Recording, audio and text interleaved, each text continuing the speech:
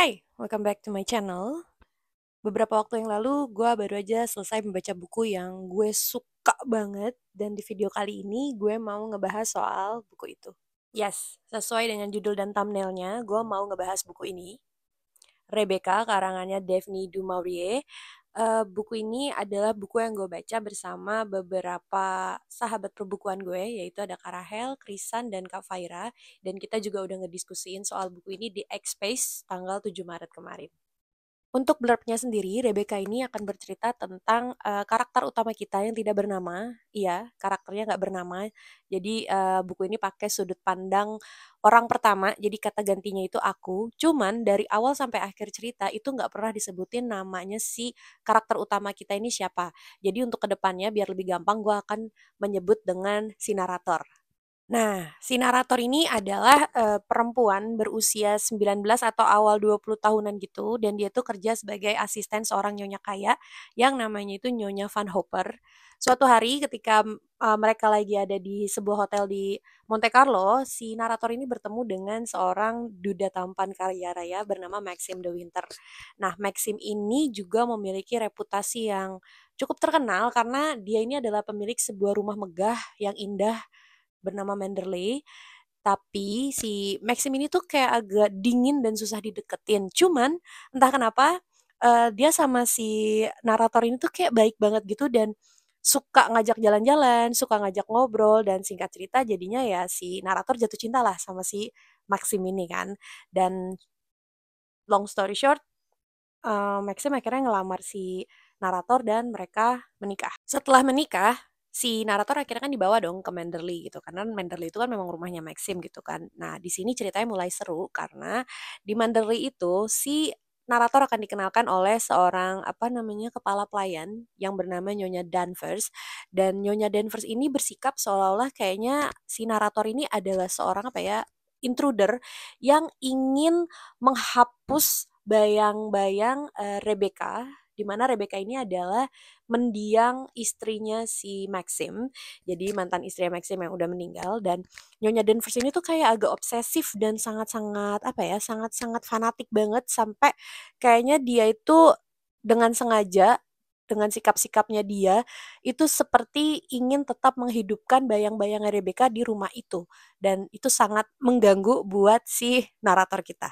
Nah, dari situ dimulailah naraka kecilnya si, narator kita ini karena Nyonya Danvers ini benar-benar yang apa ya, sebegitunya ingin menghidupkan Rebecca, tetap ingin menghidupkan Rebecca di rumah itu dengan memberikan komentar-komentar sinis, terus kayak membanding-bandingkan si Rebecca dan, eee, si narator gitu yang si narator ini kan jadinya adalah, Nyonya de Winter yang baru gitu kan. Tapi ya kayak masih dibanding-bandingin gitu dan Nyonya Danvers tuh kayak dengan sengaja tetap menghidupkan, kebiasaan-kebiasaan lama yang dulu dibuat sama si Rebecca tuh tetep tetep aja gitu dilakukan, padahal Rebecca-nya juga udah nggak ada. Dan ya udahlah si narator kita ini memang punya sifat dasar yang dia tuh amat-amat sangat, tidak percaya diri, dia insecure parah dan dia sangat mudah overthinking. Jadi hal-hal apa aja tuh bisa membuat dia overthinking dan dengan perlakuannya Nyonya Danvers tuh dia kayak tersiksa banget batinnya berada di Manderley itu. Nah, itu tadi blurb untuk, buku ini gitu. Gua secara keseluruhan cerita, gue suka banget sama buku ini karena ya walaupun karakter utama perempuan kita itu tidak bernama dan, narasi di buku ini tuh agak-agak flowery menurut gue atau kata-katanya tuh sangat puitis, tapi gue sangat menikmati banget, gue nggak bosen dan itu poin plus banget karena biasanya gue gampang bosen sama cerita yang narasinya itu terlalu, puitis. Cuman gue nggak bosen baca ini. Hal lain lagi yang bikin gue suka sama buku ini tuh adalah kegotikan atau kekelaman ceritanya itu dibangun dari segala aspek. Jadi, penulis itu nggak cuman menggambarkan, Rebecca yang masih menghantui gitu kan, masih menghantui orang-orang yang dia tinggalkan gitu, tapi si Manderley ini, si rumahnya ini sendiri juga kayak memiliki kesan dingin dan mencekam dan itu yang menambah unsur kegotikan di, buku ini. Dan kemarin pas lagi diskusi juga ada salah satu partisipan yang bilang kalau, karakter di buku ini tuh bukan cuman si narator, si Maxim, si Rebecca, sama Nyonya Danvers, tapi Manderley ini juga bisa kita anggap sebagai karakter walaupun sebenarnya dia itu adalah latar tempat. Dan gue sama sahabat-sahabat gue juga kemarin setuju banget sih sama pernyataan ini. Kesan terakhir yang juga ingin gue sampaikan dari buku ini adalah buku ini tuh punya unsur romance dan thriller yang dijalin dengan sangat baik tanpa mengungguli satu sama lain. Jadi kayak porsinya seimbang banget gitu. Karena menurut gue ya ini, yang lebih dikedepankan di cerita ini tuh adalah dari sisi psychologicalnya. Karena selama membaca buku ini gue bisa merasakan banget emosi-emosi yang dirasakan si narator.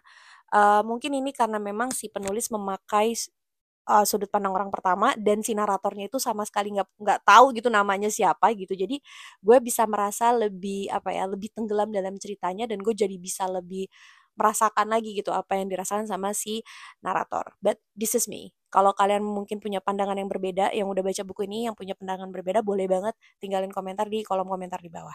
So ya itu tadi pendapat gue soal buku ini, Rebecca, karangannya Daphne du Maurier. Gue suka banget sama buku ini dan gue kasih buku ini 5 bintang. Salah satu sahabat perbukuan gue juga kemarin pas diskusi bilang kalau buku ini tuh vibes-nya mirip sama Jane Eyre, karyanya Charlotte Bronte, dan gue jadi penasaran banget sama buku itu. Itu termasuk salah satu buku yang ada di wishlist gue karena memang promonya.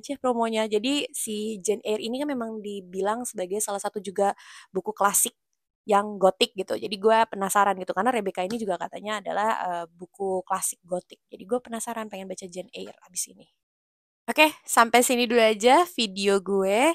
Thank you so much for watching this video and I'll see you in my next video. Bye-bye.